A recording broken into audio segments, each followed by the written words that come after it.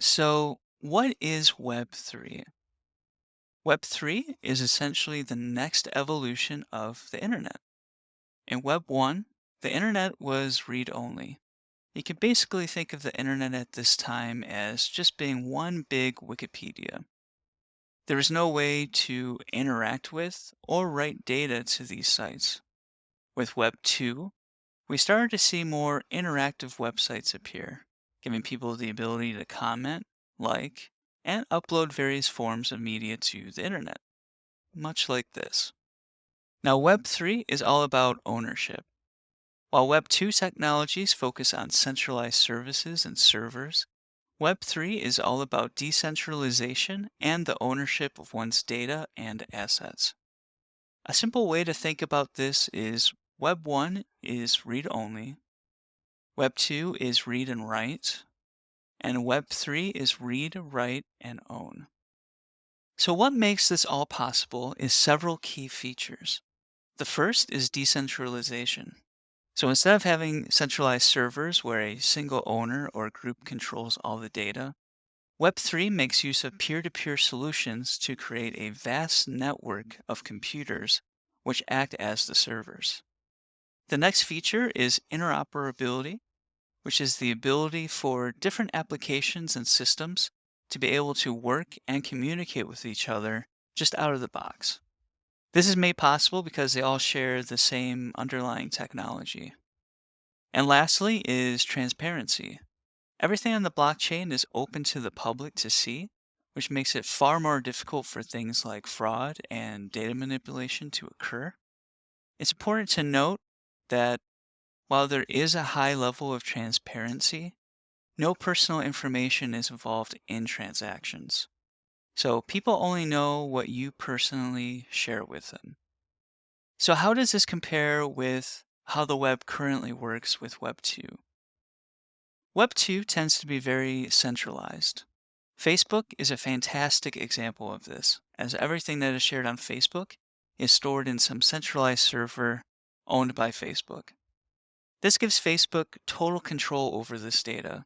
And of course, if Facebook goes down, your access to all of your content goes down with it. With Web 2, it's not as easy to transfer data from one website to another.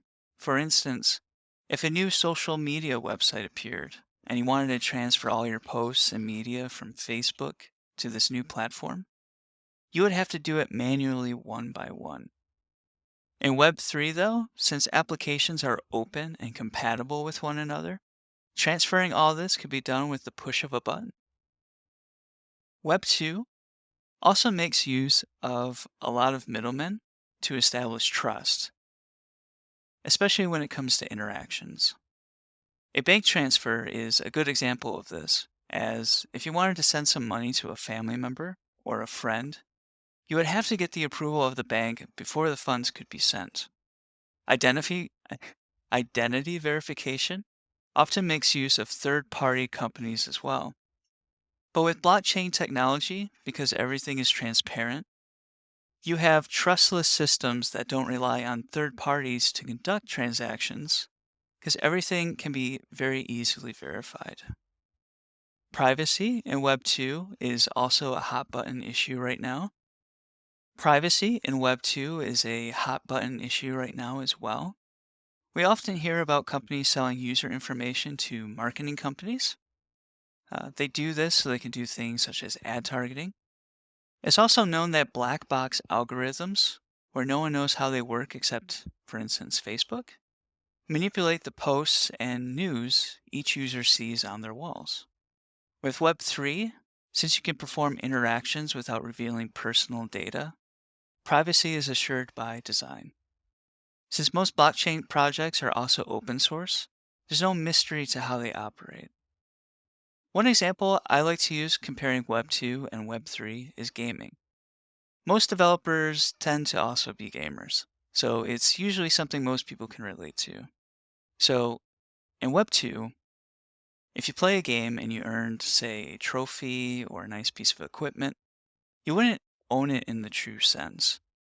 The item would continue to live in the centralized server And what you can do with that item would be governed by whatever rules the game developers saw fit to impose.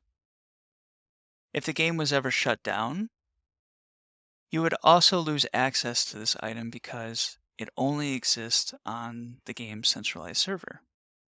In Web3, however, you actually own these items. You not only have the ability to use it in game, but you can also showcase it around the internet, trade it with other players, burn it, whatever you want. And even if the game were to shut down, you would still have your item. One cool example of a game like this is Armor X. It's still in development, but it still works as a good example. Here you can see these hammers, which have several functions in the game. What's important to note here, though, is that you can not only use it in the game, but you have direct access to the image, so you can share it online. You can clearly see you are able to sell the item as well and trade it with others. And as noted before, if this game were to ever shut down or fail to launch, you would still have this hammer because it's actually yours, which is pretty cool if you ask me. So what are some of the use cases for Web3? One of the most popular use cases is decentralized finance, where you can exchange currency and obtain loans without any central banks being involved. With all the privacy concerns at the moment, decentralized identities is another strong use case, which empowers people to control and protect their personal information. Supply chain management. This is one that has been growing in recent times as there are now a number of companies that use blockchain technology to tokenize their inventories. A good example of this is Prada, which is using the blockchain to essentially make their products NFTs. So it's very easy to verify whether a luxury item is counterfeit or genuine. And of course, social media. So people have more control over the content they share and create. Of course, all that said, there are still some challenges keeping Web3 from mass adoption at the moment. The first is scalability, as a lot of blockchains are notoriously slow. Ethereum, for instance, processes about 30 transactions per second, which is far too slow for a lot of applications. To put this into perspective, Visa can handle about 24,000 transactions per second, which is really fast. This is one challenge Solana was designed to tackle, as it is one of the fastest, if not the fastest, blockchains out there presently. So far, its highest transaction count was a little over 8,000 per second, but with the upcoming Fire Dancer update, Solana claims it will be able to process a staggering 600,000 transactions per second, which frankly is mind-blowing. The second issue is usability. For most people, the process of setting up a wallet and interacting with Web3 applications is just too technical compared to the ease of, say, swiping a credit card or using their bank app. Account abstraction is one way blockchains are addressing this challenge, which would allow users to create wallets with social logins like Facebook or Google. This also creates the ability to retrieve lost seed phrases, which would make the Web3 space far more accessible than it currently is. Lastly is a lack of standards. While blockchains internally have agreed upon standards for most things, the standards for different blockchains to communicate with one another is just not there yet. In recent years, bridges have been created which allow assets to flow between select blockchain networks, but a sort of universal standard for blockchain operation and development is just not there yet. That said, there are projects that are working to become sort of the internet of blockchains, which would network all blockchains together. But a single project has not yet come on top just yet. Overall, the future of Web3 is bright. Every year we see more adoption by mainstream companies as the value of these systems becomes more acknowledged. As the technology evolves in speed and ease, more adoption is sure to follow.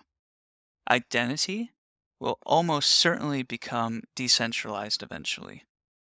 A new project called WorldCoin is already tackling this problem by creating a system that uses a piece of equipment called the orb that scans and captures a user's biometrics to verify identities. These scans being stored securely on the blockchain network. And of course, how can we forget artificial intelligence? These days, you can't go anywhere without hearing something about AI, and its incorporation into blockchains is already happening. Solana recently released a project to allow AI bots to be created that can read and write to the chain. So, pretty cool stuff. So, I know that was a lot of information, but I hope it was informative. I normally try to keep these videos more brief, but as future Web3 developers, it's important to understand the problems this technology is created to solve and the challenges that still remain.